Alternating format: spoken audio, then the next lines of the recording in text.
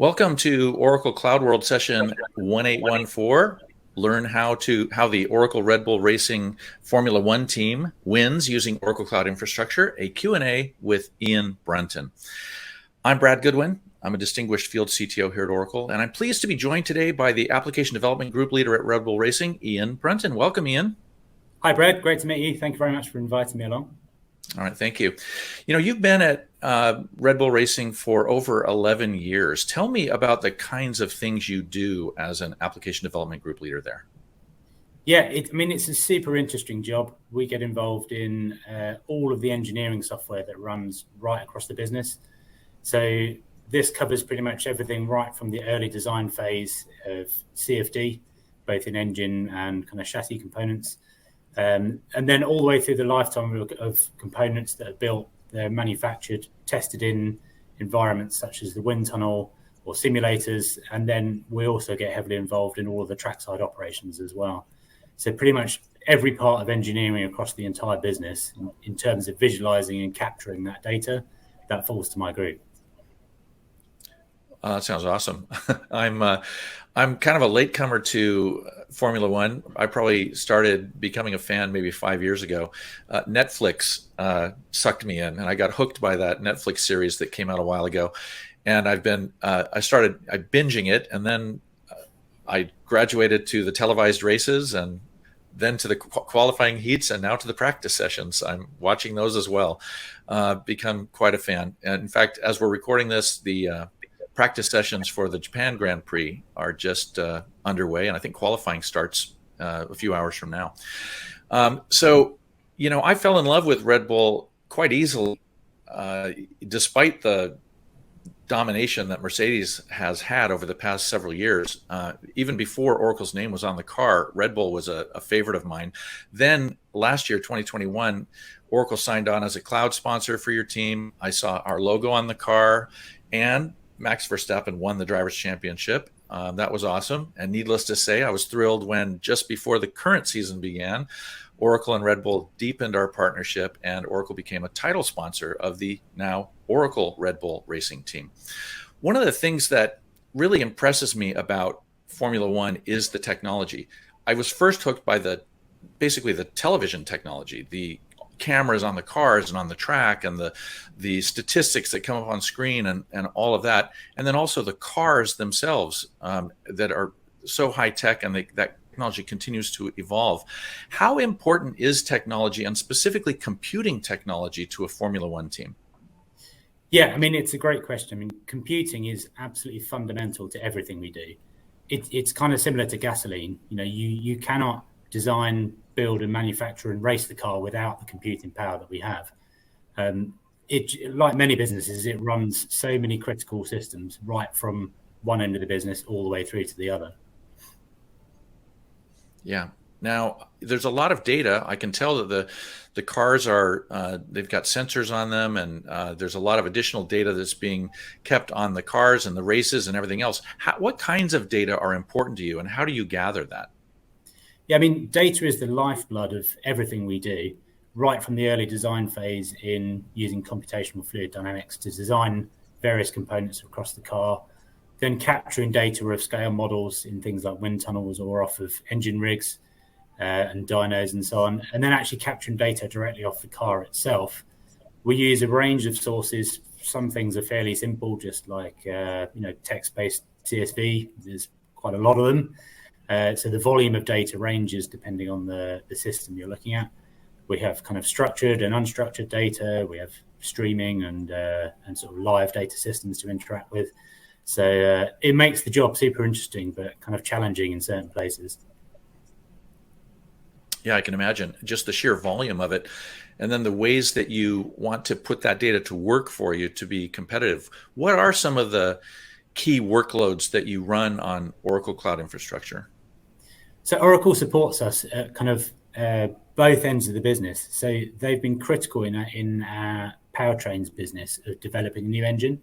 So over the course of the last 18 months or so, we've been building a brand new part of the business that's actually developing an engine from scratch. And this wouldn't have been possible without the Oracle Cloud Infrastructure that's running the CFD tools that have allowed us to build that engine literally from nothing. And then at the other end of the business, which I kind of describe as, the sharp end or the pointy end of the business, which is where we're making race day strategy decisions. Oracle is playing a key part in us making those high pressure decisions really at the critical point in the race. All right, could you go to the next slide, please? So I want to just bring up this quote from Christian Horner, the Oracle Red Bull Racing team principal and CEO. He said, "Oracle Cloud enabled us to make race day decisions that helped Max Verstappen win the 2021 Drivers' Championship." What do you think he meant by that?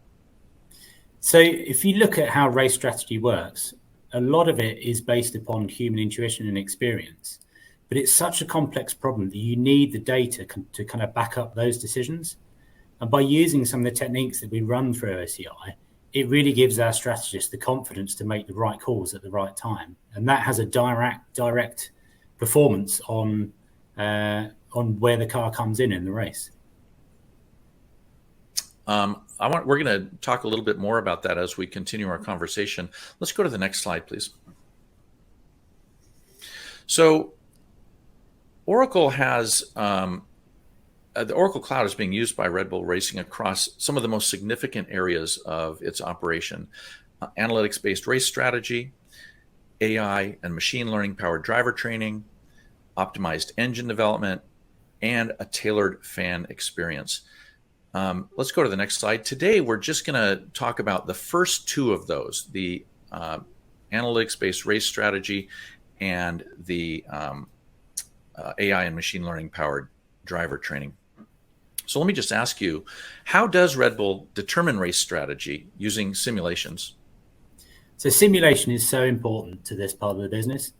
In its simplest form, we're effectively running experiments to determine the outcome of a race. So if you think of a single experiment, would be a scenario of saying, from this point in the race, where do we think we are going to finish? So the typical inputs to that would be something like the tyre degradation and the pace of ourselves and all of our competitors. And then we would elect that we think we will stop on, say, laps 25 and 48. And our competitors will stop maybe one lap ahead or one lap behind of us. So that would be one experiment for a particular condition. And then we can run many of those simulations to give us confidence in which strategy we should take. You know, there must be so many variables that that come into play as you consider that race strategy and run those simulations. How often do you run them? How many do you run? So typically we will run on a quiet day, we'll run just over 2 billion simulations. But as a pretty standard race, we will run easily in the region of 4 billion simulations, which is a fairly significant amount. I think you'll agree. Yeah. In terms of the number of inputs, typically it is around the tyre degradation is really important. Getting that right is fundamental to all of our decision making. And then we effectively rerun the simulation stack every time any driver, so one of ours or any of our competitors, crosses a new timing point on the track. So the sport generally has 7 points around the track, which captures the time at which a driver has moved between a certain sector. And that data is available to all teams. We use any point of that because it identifies a trigger in a change of the race condition. That kicks off a new set of simulations. Now, how is Oracle Cloud Infrastructure used in this process? So it's really to do with the scheduling and actually running of these simulations. So in terms of running one individual experiment, so as we talked about earlier of, passing your conditions of tyre deg and laps you would stop on, running those, we need to run thousands in parallel to give us a sort of confidence factor of how we think our current strategy is. So we have a scheduling mechanism that kicks off a batch of simulations, and then we use Kubernetes running on OCI to run that in parallel across many nodes at once. Now, I'm assuming there's some advantages to running this in a cloud as opposed to on-prem. Can you talk about that? Yeah, absolutely. I mean, this is such a great example of where cloud really comes into its own. So if we were running this on-prem, we would have to spec a cluster pretty much at our maximum capacity. Now, we only really use this tool at certain points. It's not a tool that's used every day throughout the business. And so for a lot of the time, the use of that cluster would be dormant. And the benefit of this is we can spin the cluster up, say an hour before the race, run billions of simulations, and then tear it down again pretty much, an hour or so after the race.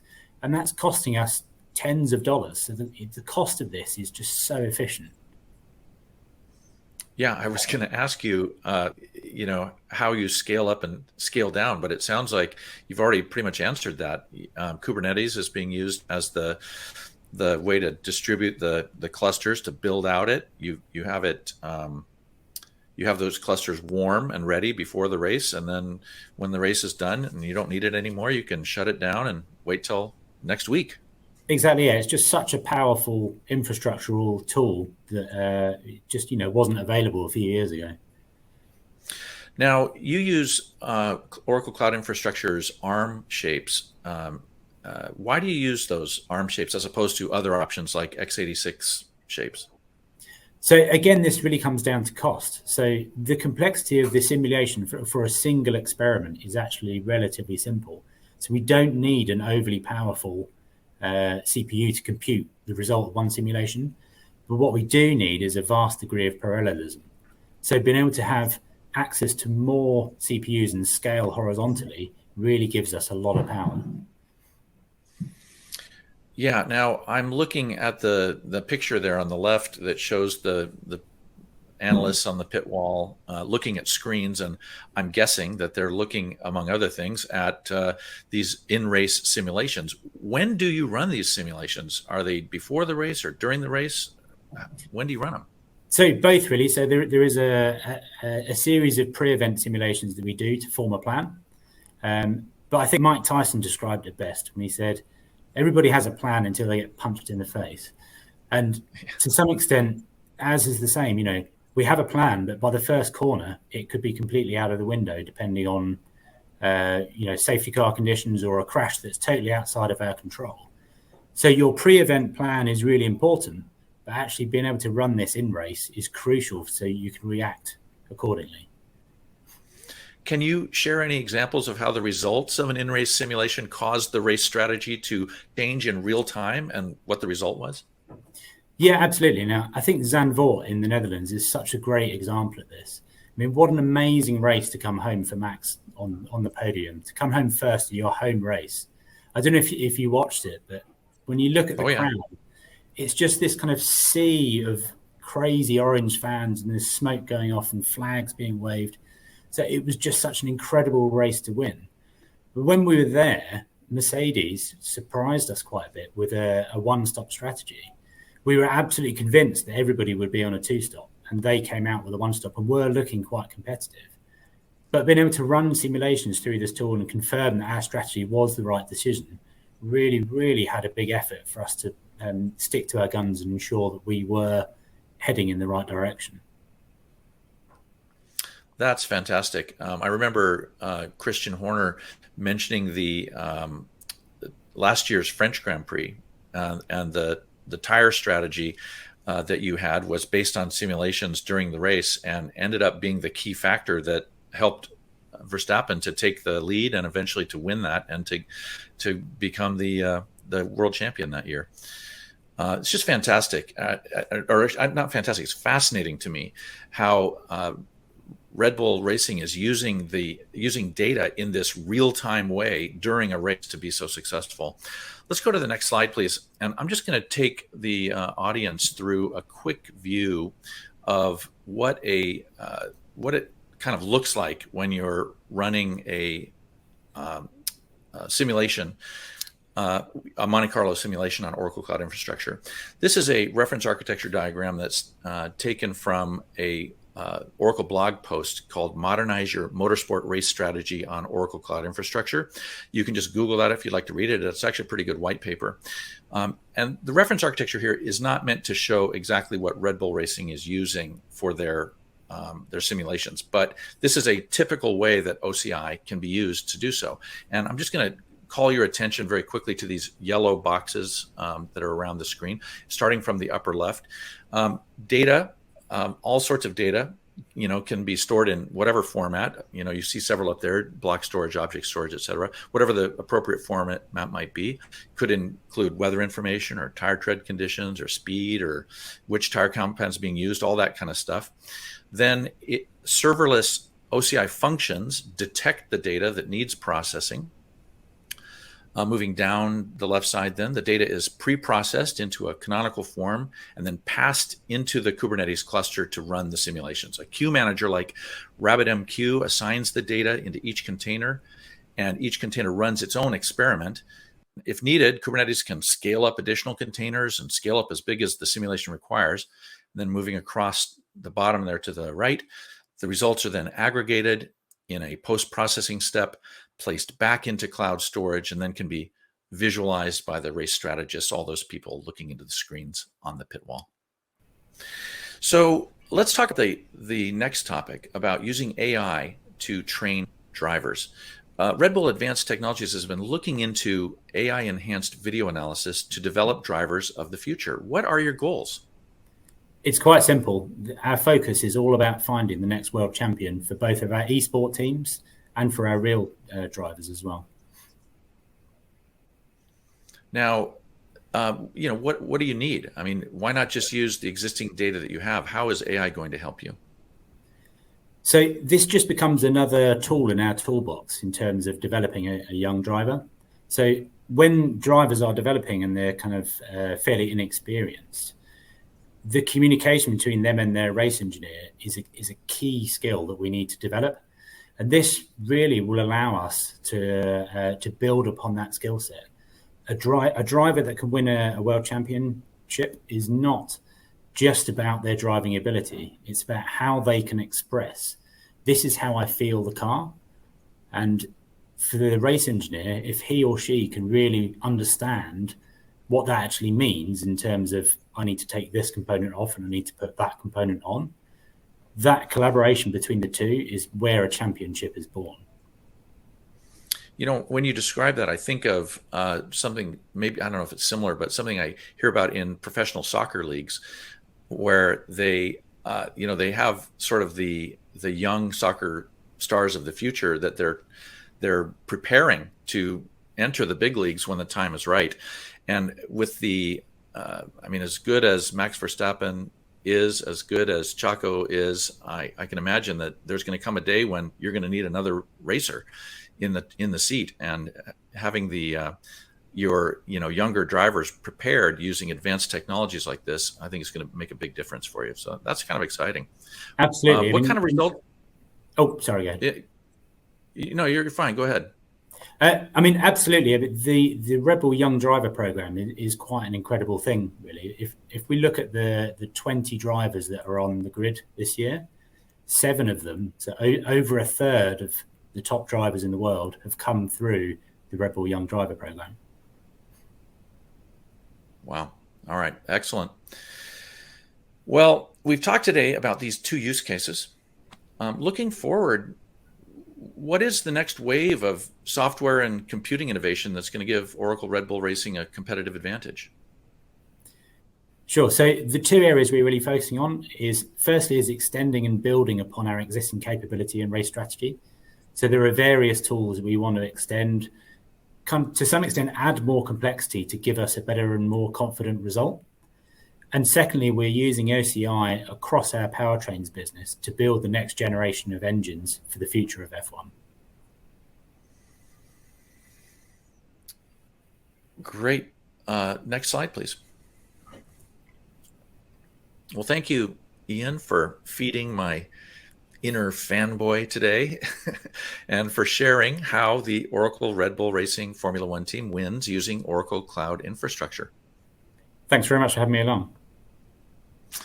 Now, if you want to learn more about Oracle and Red Bull Racing, you can go to the URL that's shown on the screen here.